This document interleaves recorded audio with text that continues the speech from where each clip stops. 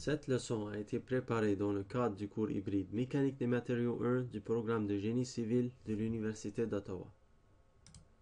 Leçon 10.2, partie 2, cercle de Moore. Plan de cours. La méthode du cercle de Moore, convention de signes pour le cercle de Moore, procédure et outils MacMovies. Méthode du cercle de Moore. La méthode du cercle de Moore est une méthode graphique très pratique qui peut être utilisée pour trouver les contraintes cartésiennes agissantes sur un élément dont on connaît l'orientation, comme il est montré dans cette figure. On peut l'utiliser pour trouver nos contraintes N et T pour une orientation θ. De plus, elle peut être utilisée pour trouver les contraintes principales et leur orientation, et les contraintes de cisaillement maximal et leur orientation, comme il est montré dans cette figure. La méthode a été développée par l'ingénieur civil Otto Moore. Elle propose un changement de repère pour étudier les contraintes, où on va aller d'un système de repères X, Y, θ à un système de repères contrainte normale sigma, contrainte de cisaillement tau et orientation 2θ, c'est-à-dire notre axe X pour ce système de repères va être l'axe des contraintes normales et notre axe XY pour ce système de repères va être les contraintes de cisaillement. Et on va dessiner un cercle qui va nous donner les différentes contraintes, combinaisons de contraintes possibles pour notre état des contraintes. Et l'orientation des points sur cet axe, si je fais une orientation, va toujours être 2θ. On a déjà vu les équations pour trouver les contraintes cartésiennes dans la leçon 10.1. Si on additionne le carré des deux équations, on obtient l'équation suivante. On peut ainsi réécrire l'équation qui est montrée sur cette diapositive, où on a une contrainte moins C au carré plus contrainte de cisaillement au carré est égale R au carré. Cette équation est une équation d'un cercle avec un centre C et un rayon R, comme il est montré dans cette figure. Ceci est l'équation d'un cercle où le centre C du cercle est sur l'axe des contraintes normales, ici. Alors voici notre centre. Et on voit qu'on est sur l'axe des contraintes normales et la contrainte de cisaillement est égale à 0. Le centre est donné par contrainte X plus contrainte Y divisé par 2. Le rayon du cercle est donné par l'équation suivante. Racine carrée de contrainte X moins contrainte Y divisé par 2 au carré plus la contrainte de cisaillement XY au carré. Dans la leçon 10.1, on a vu qu'on peut utiliser certaines équations pour trouver les contraintes principales pour un état de contrainte donné. On peut aussi utiliser le cercle de Moore pour trouver ces mêmes contraintes principales. Si on revient à la semaine 10.1, la leçon de la semaine 10.1, voici l'équation qu'on avait utilisée pour trouver les contraintes principales.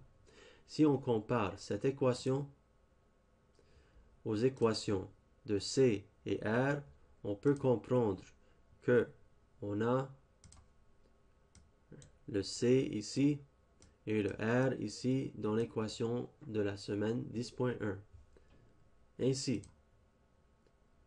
je sais que la contrainte principale 1, la contrainte principale maximale, va être donnée par C plus R. Et la contrainte principale 2, la contrainte principale minimale, va être donnée par C moins R. De plus, je peux tracer ces points sur mon cercle.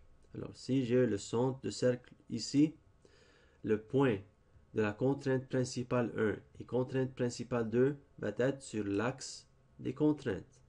Il va être sur l'axe des contraintes normales, où on a une contrainte de cisaillement égale 0.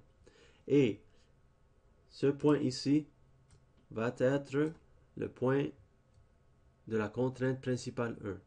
Et ce point ici va être le point de la contrainte principale 2. On note pour les deux points, la contrainte de cisaillement est égale à 0, comme on avait vu dans la leçon 10.1. Alors voici les coordonnées de la contrainte principale 1 et voici les coordonnées de la contrainte principale 2. De plus, on va noter que on peut tracer des points X et Y en utilisant l'état des contraintes qui est donné dans notre problème. Alors, si on peut tracer ces deux points et on a dessiné ce cercle et je connais la position des contraintes principales P1 et P2, je peux trouver cette orientation qui donne notre orientation des contraintes principales. La seule chose qu'on note, c'est qu'on se souvient que ce cercle nous donne des orientations 2θ. Alors cet angle qui est montré ici entre le point X et la contrainte principale P1 représente 2θp. Dans la leçon 10.1, on avait aussi vu des équations pour trouver les contraintes de cisaillement maximales. On se souvient, les équations pour trouver la contrainte de cisaillement maximale est donnée par cette équation. Et la contrainte normale moyenne qui est associée avec cette contrainte de cisaillement maximale est donnée par cette équation. Si on compare avec les valeurs vues pour le cercle de Moore, on comprend que la contrainte de cisaillement maximale est simplement égale à R. Et la contrainte moyenne associée à la contrainte de cisaillement maximale est égale à C. Ainsi, je sais que la contrainte de cisaillement max est égale à R avec la contrainte moyenne égale C. Et je peux tracer les points qui correspondent à cette contrainte de cisaillement maximale sur le cercle. Ils vont être à ce point C sur l'axe qui est parallèle à l'axe des contraintes de cisaillement. Et les coordonnées vont simplement être contrainte moyenne et contrainte de cisaillement dans ce système de repères. De plus, si on sait comment tracer les points X et Y, on peut trouver l'orientation θS qu'on avait mentionné pour les contraintes de cisaillement juste en mesurant cet angle entre le point X et le point qui correspond à la contrainte de cisaillement maximale. Convention des signes. La première étape pour construire le cercle de Moore est de dessiner les points X et Y en utilisant l'état des contraintes pour le problème donné. Pour le point X sur le système de repères, on utilise les contraintes sur la face X plus de l'élément, ces valeurs. Et pour le point Y, on utilise les contraintes sur la face Y plus de l'élément. La convention pour les contraintes X et Y. En premier lieu, on examine ce système de repères. Cet axe représente les contraintes normales. Ici, on a notre point 0, 0.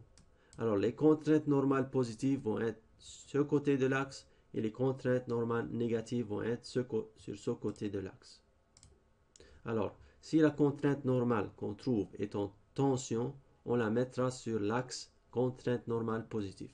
Et si la contrainte normale est en compression, on la mettra sur l'axe contrainte normale négative. De plus, on note que l'axe ici est un axe des contraintes de cisaillement.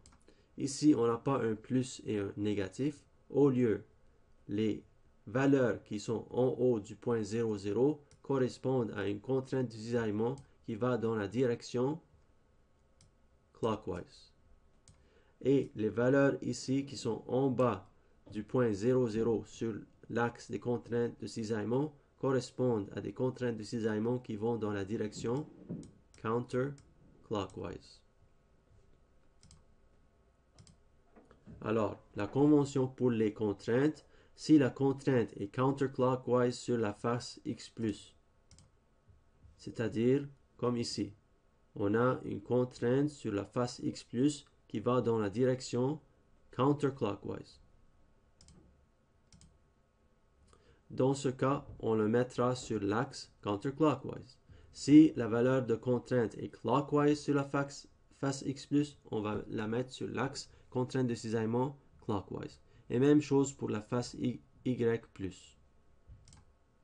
Voici des exemples pour comprendre la méthodologie. Exemple 1.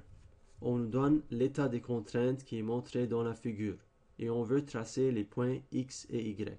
On commence par tracer notre système de repères, contraintes et contraintes de cisaillement. Voici les contraintes normales positives et dans cet axe, de ce côté de l'axe, on a les contraintes normales négatives.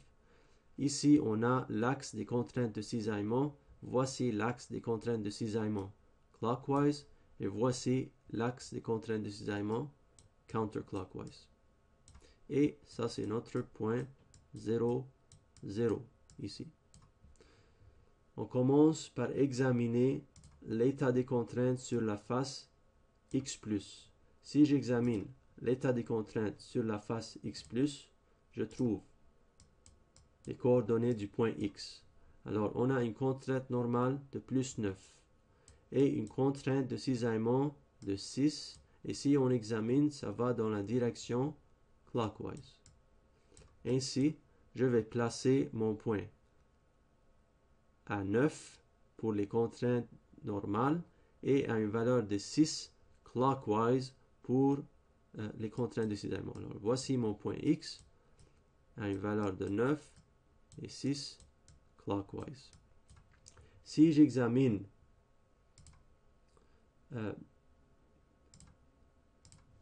la face Y+, je peux comprendre c'est quoi je peux savoir où placer mon point Y. Alors pour le point Y, on voit que la contrainte normale est égale à moins 5 et la contrainte de cisaillement est égale à 6 counterclockwise. Alors, je vais placer ça à moins 5 et 6 counterclockwise. Alors ça, c'est mon point Y.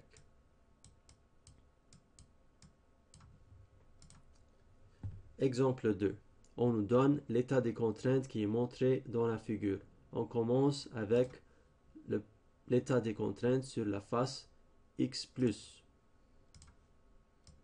Si on examine l'état des contraintes, on peut voir que le point X correspond à moins 60 et 27 counterclockwise.